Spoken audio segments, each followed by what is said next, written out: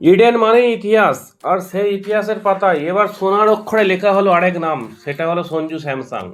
যে ব্যাটার কয়েকদিন আগেও বেঞ্চে বসে বিশ্বকাপে শেষ করবেন বলে মনে হচ্ছিল, তিনি আজ ভারতের ত্রাতা।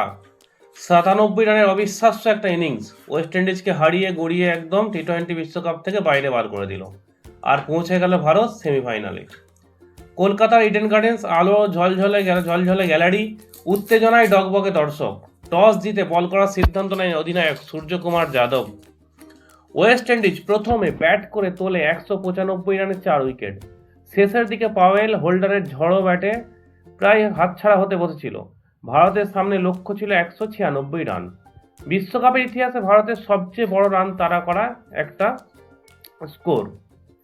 অভিষেক দ্রুত আউট হয়ে যায়, ঈশান কিষানও বেশিক্ষণ টিকতে পারেনি। পাওয়ার প্লে শেষে 2টো উইকেট পড়ে যায় 53 রানের মধ্যে। চাপ বেড়েছিল ঠিকই, ঠিক তখনই সঞ্জু স্যামসন ক্রিজে দাঁড়িয়ে একমাত্র মানুষ, মানে ওয়ান ম্যান আর্মির মতো দাঁড়িয়ে লড়াই চালিয়ে গেলেন।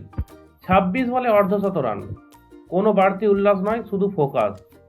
একটা জিনিস দেখা গেল সঞ্জুর মধ্যে, 26 বলে যখন অর্ধশত রান করছে, কোনো বাড়তি উল্লাস নয়, জাস্ট একটুখানি খুশি, বাস একটা প্রার্থনা করলেন উপর দিকে তাকিয়ে, বাস এরকম। কিন্তু তার ব্যাটের প্রতি ফোকাস এবং তার একটা দুর্দান্ত খেলার বা দলকে জেতাবার একটা দুর্দান্ত মানসিকতা দেখতে পাওয়া গেল। বড় শট, নিখুঁত টাইমিং হিসেবে রানিং, ক্রিকেটের ভাষায় একেবারে ক্লিনিক্যাল ইনিংস, একদম ক্লিনিক্যাল ইনিংস এটাকে বলা হয়। তিলক বর্মার সঙ্গে গুরুত্বপূর্ণ একটা জুটি হয়।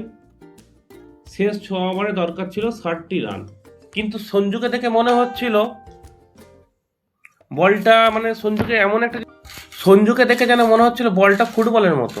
50 বলে 97 রান, 4টি বল বাকি থাকতে জয় হয়ে যায়।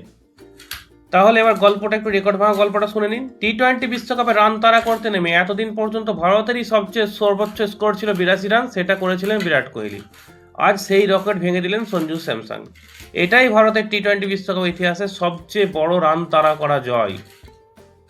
সব কিছু নিখুঁত ছিল, স্পিনারদের বোলিং, সহজ ক্যাচ, অভিষেকের ফর্ম, সব কিছু একদম খাপে খাপ ছিল, কোনো অসুবিধা হয়নি।